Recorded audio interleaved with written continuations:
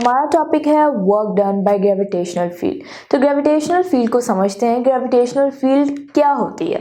आपने सिर्फ ये याद रखना है, ग्रेविटेशनल फील्ड को वो जगह होती है जहां पर हम ग्रेविटी को फील कर सकें। Where gravity is felt is called gravitational field. अब ग्रेविटी क्या होती है? ये आप मेरे पास एक ऑब्जेक्ट देख रहे हैं, इसको अगर हम यहाँ से रिलीज करें तो ये नीचे गिर जाएगा बिकॉज ऑफ ग्रेविटी, ग्रेविटी की वजह से।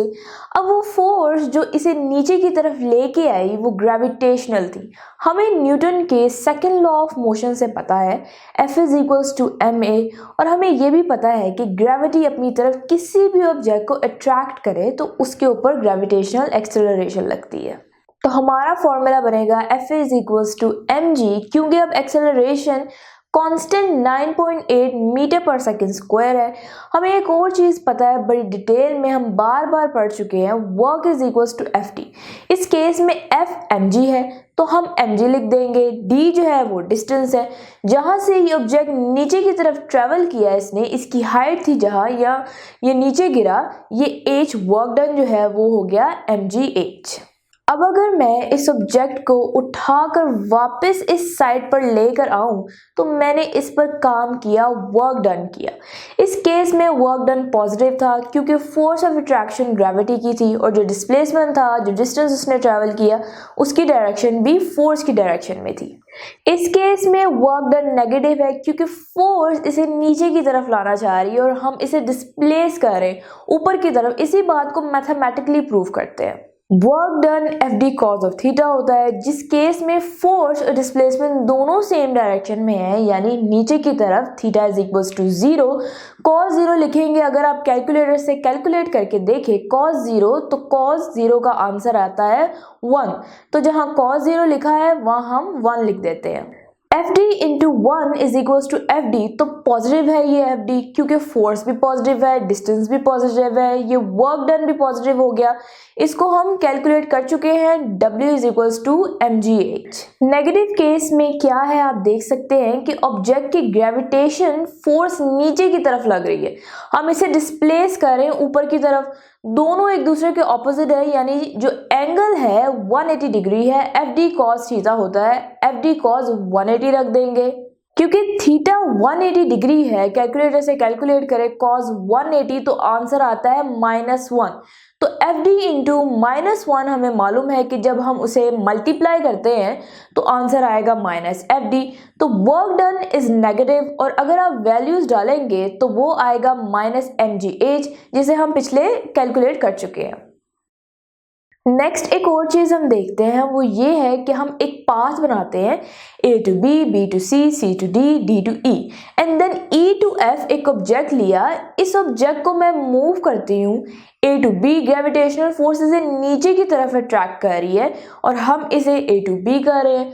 तो दोनों में एंगल क्या है यहाँ पर 90। अगर आप cos 90 रख के कैलकुलेटर से देखें तो आंसर आएगा 0। तो ये ग्रेविटेशनल फोर्स जो हॉरिजॉन्टल वर्क है वो 0 होता है ग्रेविटेशनल फील्ड में। अब हम क्या करते हैं, इस ऑब्जेक्ट को उठा के C की तरफ लेकर जाते हैं। तो आप मुझे बताएं कि डिस्प्लेसमेंट और फोर्स में क्या एंगल आ गया? 180, क्योंकि फोर्स नीचे की तरफ है, डिस्प्लेसमेंट ऊपर की तरफ कर रहे हैं। तो cos 180 कैलकुलेटर में डालेंगे तो आंसर आएगा -1। सिमिलरली जब हम C to D लेकर आते हैं तो अब F जो है वो नीचे की तरफ है और D इस डायरेक्शन में है जहां हम मूव कर रहे हैं। एंगल 90 है, cos 90 देखेंगे तो आंसर आएगा 0। अगेन D to E जाएंगे ट्रैवल करके, माइनस वर्क डन होगा, नेगेटिव वर्क डन होगा, तो E to F जाएंगे तो भी आंसर 0 होगा। इस पूरी एक्सरसाइज में हमने ये देखा कि जो A to F हम गए तो वर्क डन सिर्फ वही था, या तो ऊपर की तरफ था यानी ग्रेविटेशन के अगेंस्ट, या ग्रेविटेशन की डायरेक्शन में जो हॉरिजॉन्टल होता है वो वर्क डन 0 होता है। ये बात हमने यहाँ से प्रूव करनी है। अब A to B हम मूव करवाना चाहते हैं। अब हमारे पास स्ट्रेट नहीं है, हमारे पास एक कर्व्ड रास्ता है और इसमें हम एक ऑब्जेक्ट को लेते हैं, उसको A to B ट्रैवल करवाते हैं। अब A to B को मैं दो पार्ट्स में डिवाइड कर सकती हूँ। A to D and then D to B, ये दूसरा रास्ता हो गया। अब मुझे बताएं A to D क्या वर्क डन होगा। आप कहेंगे 0, एग्जैक्टली, क्योंकि ग्रेविटेशनल फील्ड और डिस्प्लेसमेंट में जो एंगल है वो 90 है। 90 तो हमने देख लिया, इसका वर्क डन 0 होगा। जब D to B जाएंगे यानी ऊपर की तरफ जाएंगे तो वर्क डन क्या होगा, -mgh, जो कि अभी हम कैलकुलेट कर चुके हैं। दूसरी पॉसिबिलिटी रास्ते की क्या बनती है, ये वाली, पहले हम A to C जाए देन C to B जाए।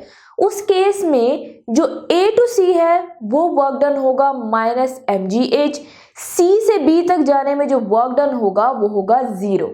और हम यहाँ पर अगर ACB पाथ का वर्क डन कैलकुलेट करें तो वो आएगा -mgh plus 0 is equals to -mgh। अब तीसरी पॉसिबिलिटी है कि हम A to B, ये जो हमारा कर्व है, इसको टोटल वर्क कैलकुलेट करें। उसके लिए हम क्या करते हैं, हम इसको छोटे छोटे पाथ में डिवाइड कर देते हैं। इसको दो कंपोनेंट्स होंगे y एंड x इस पूरे पाथ में। तो A to B का जो टोटल वर्क डन होगा वो हर इंटरवल के लिए हम अलग कैलकुलेट कर लेंगे। ऑब्वियसली जो x है डिस्टेंस, उसमें x को हम x2, उस पे तो वर्क डन 0 होगा। जो वर्क हो रहा है वो सिर्फ y की डायरेक्शन में हो रहा है, तो हम लिख सकते हैं -mg डेल्टा y1 फिर +-mg डेल्टा y2। इस तरह करते करते जितने भी इंटरवल में हमने किया उसको हम लिख सकते हैं। -mg सब में कॉमन है, वो बाहर ले लेते हैं।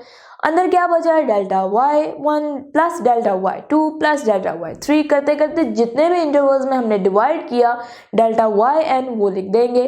अब आप मुझे बताएं, जितने भी डेल्टास को हमने y को ऐड कर ले, आंसर तो हाइट ही आएगा ना टोटल, क्योंकि हमने हाइट को ही किया है।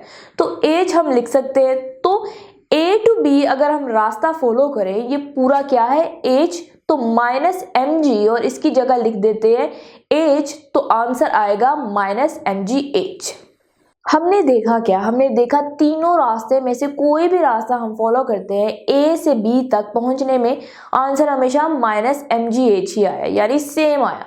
तो मैं ये कह सकती हूँ work done in the earth's gravitational field is independent of the path followed, यानी किसी भी रास्ते से जाए हम वर्क डन सेम ही होता है। अब याद रख लें कि ऐसे वर्क, ऐसी फील्ड को जहाँ पे ये डिपेंड ना करे किस रास्ते से जा रहे हैं, हम कंजर्वेटिव फील्ड कहते हैं। कंजर्वेटिव फील्ड की डेफिनेशन बनेगी the field in which the work done be independent of the path followed और work done in a closed path be 0 is called a conservative field.